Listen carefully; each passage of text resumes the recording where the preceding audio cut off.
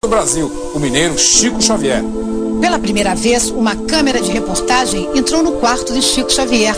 O homem que pregava o amor era vigiado por câmeras, policiais armados e uma cerca eletrificada. Você vai ver o depoimento da mulher que no domingo passado acompanhou os últimos minutos da vida de Chico. Imagens de uma luz misteriosa que apareceu perto do médium e outros segredos que nossa reportagem revela a partir de agora.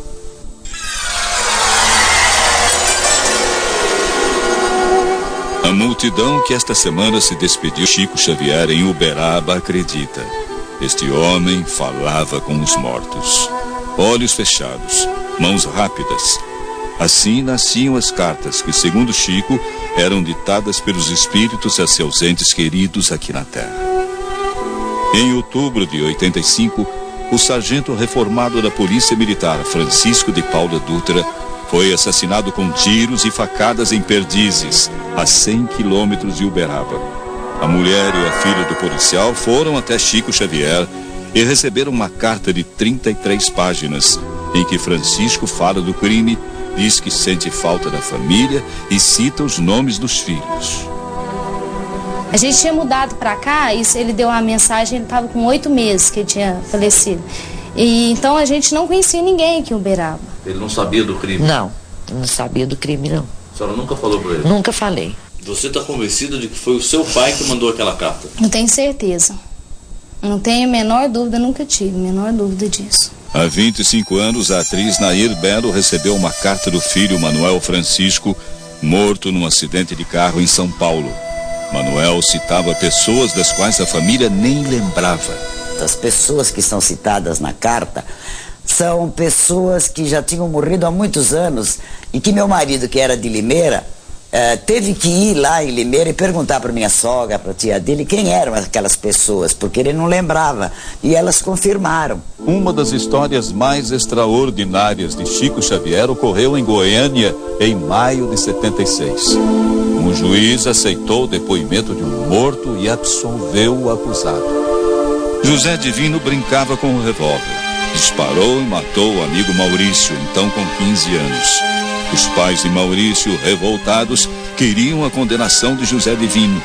Uma carta psicografada por Chico Xavier chegou às mãos do juiz Orimar de Bastos, hoje aposentado.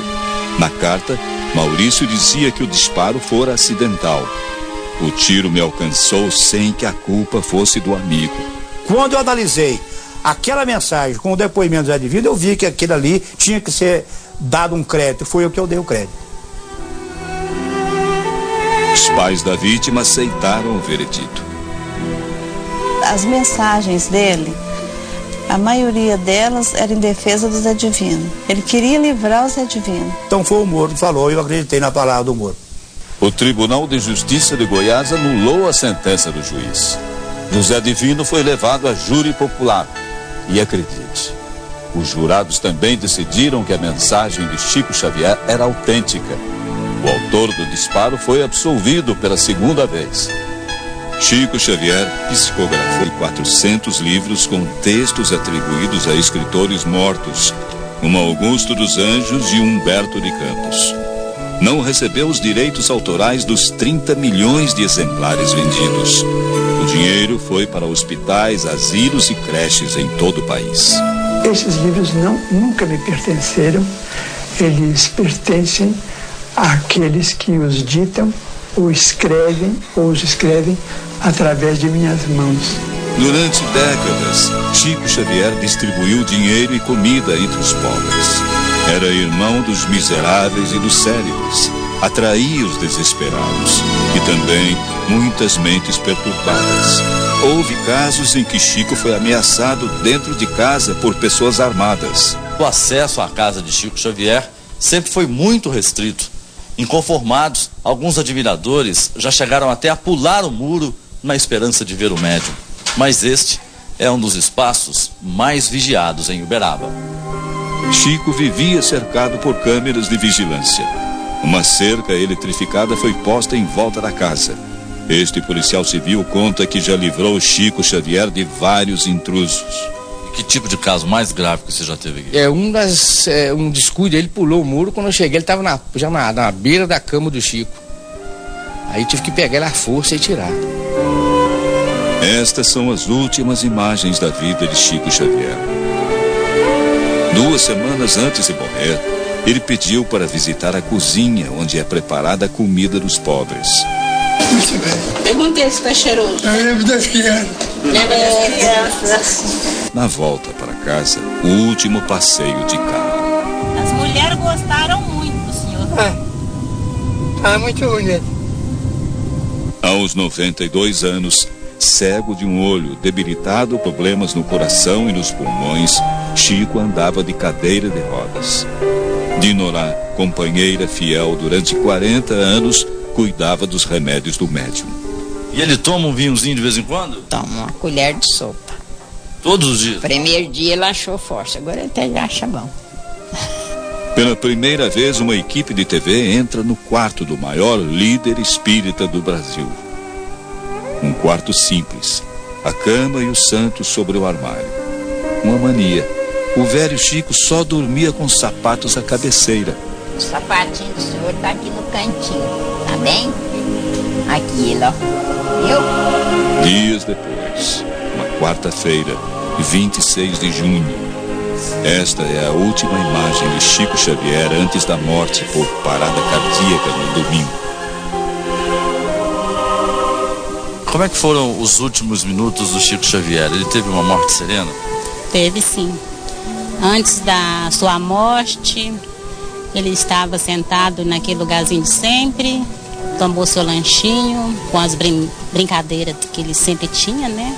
Aí levei para a cama, continuou brincando, me pediu um pouco de café bem quente, ainda brincou de novo. Obrigado, minha rainha, que ele me chamava sempre, né? E no finalzinho, ele só pôs a mão para cima e fez uma prece.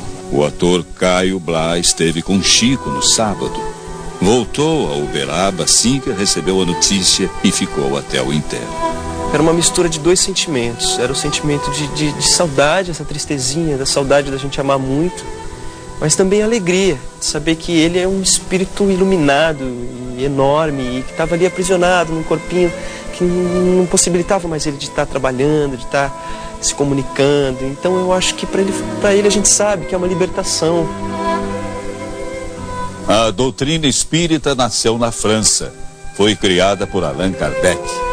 Hoje, só no Brasil ela tem força. O último censo do IBGE diz que são espíritas 2.300.000 brasileiros. Mas, a julgar por essas imagens, o número de simpatizantes deve ser muito maior. 150.000 pessoas foram se despedir de Chico Xavier. Muitas tocavam a mão direita do médium, a que ele usava para psicografar suas mensagens. Depois faziam o sinal da cruz dos católicos. O homem que ajudou a criar no país a maior comunidade espírita do mundo dizia que tinha um guia espiritual, Emmanuel. É a essa entidade que caberia escolher um sucessor para Chico Xavier. Mas os dirigentes espíritas brasileiros não acreditam que alguém venha ocupar o lugar do mineiro nascido em Pedro Leopoldo.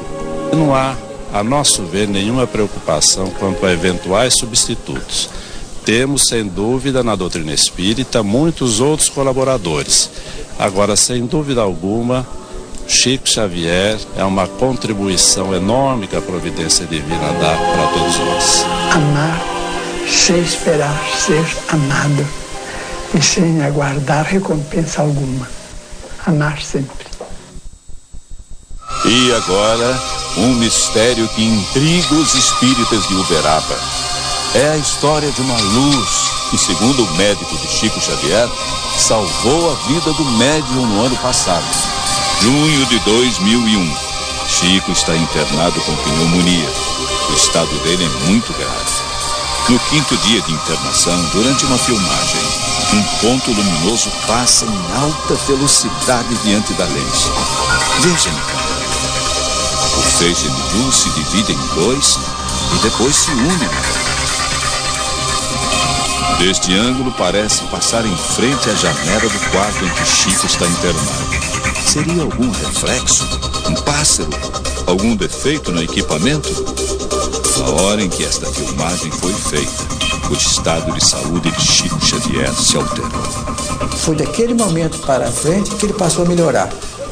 A febre desapareceu, a sua respiração melhorou e ele ficou mais alerta. Não tenho nenhuma dúvida que houve do mundo espiritual, como se diria, uma nova etapa, um novo tempo de vida para o nosso querido Chico. Domingo que vem, você vai ver o que dizem os especialistas sobre esta imagem.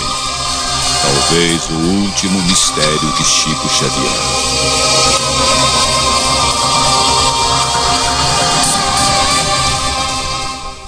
Chegou a hora de um convidado